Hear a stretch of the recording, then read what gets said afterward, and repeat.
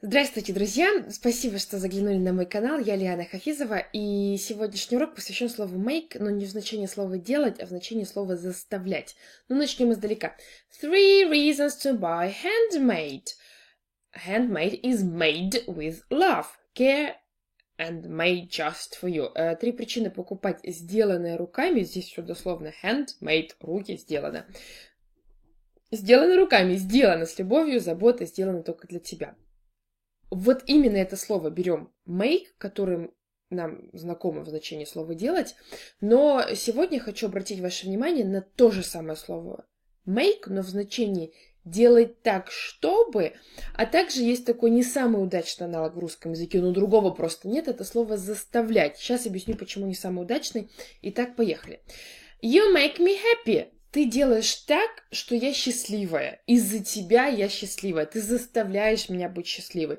Я думаю, еще можно несколько вариантов попробовать найти для перевода, но удачный вот такого без негативного, насильственного заставлять я тут не нахожу. You make me happy. Из-за тебя я счастливая, да? То же самое можно сказать. You make me smile, you make me young, you make me excited, you make me scared. Ты делаешь так, ты приводишь меня в такое состояние, что я там молода, счастлива, напугана, etc.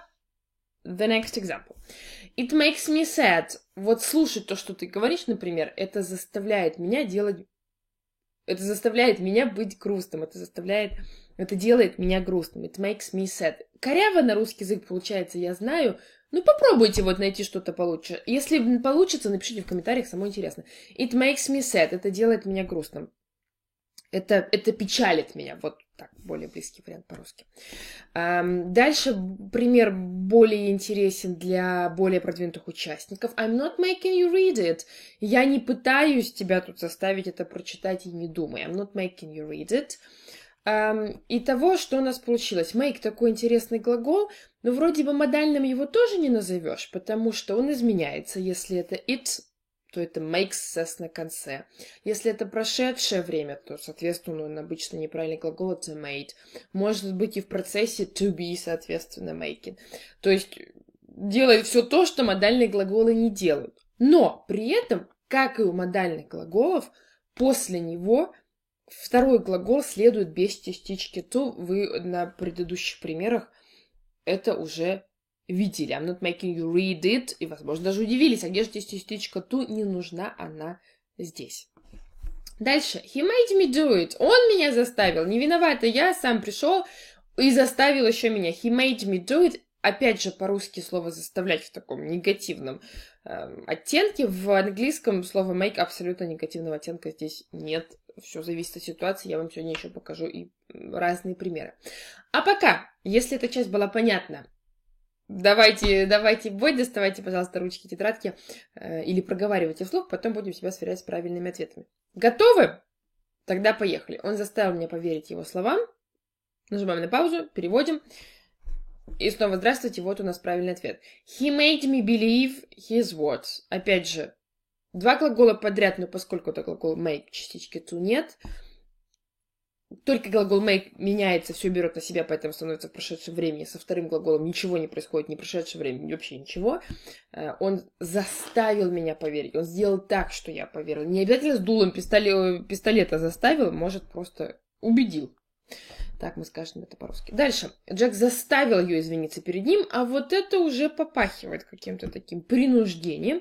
Но, опять же, это будет то же самое слово make. Например, Jack made her apologize to him. Заставил извиниться. Made her. А дальше второй глагол уже не меняется. Вот какие вам примеры хотела показать слово make в значении делать так, заставлять. Чуть-чуть, может, из другого пера, может, из той же, смотрите сами. Whatever you decide to do, make sure it makes you happy. Вторая часть, it makes you happy, это делает тебя счастливым. Это, собственно, по теме нашего сегодняшнего задания. А make sure, наоборот, удостоверься, проверь, убедись. Очень часто в письмах, в инструкциях убедитесь, что вы берете документы с собой перед тем, как нам приехать. Make sure. Не типичная для Англии, кстати, формулировка. Это у нас в России куда не пойдешь, тебя паспорт 3 раза спросят. В Англии в банк заходишь, паспорт не нужен, чай еще предлагают. Сама видела, но для всяких таких, типа, удостоверьте, что когда вы загружаете файлы к нам на сайт, они у вас там размером не больше, не меньше, чем вот это. Тоже make sure очень подходит. К чему это я? К слову make, хотя сегодняшняя задача это делает тебя, это заставляет тебя, это приводит к тому, что вот так происходит. It makes you happy. Что бы ты решил не делать, убедись, удостоверься, что это делает тебя счастливым. Собственно, все, что я сегодня хотела рассказать, подводим итоги. Make глагол изменяется, если надо ему s на конце, прошедшее время, процесс, он все умеет, но при этом второй глагол после него будет без частички to. Переводится это так. Делать так, чтобы заставлять в хорошем значении. What makes you happy? Что делает тебя счастливым? What makes you sad? What makes you annoyed? What makes you frustrated? What makes you scared?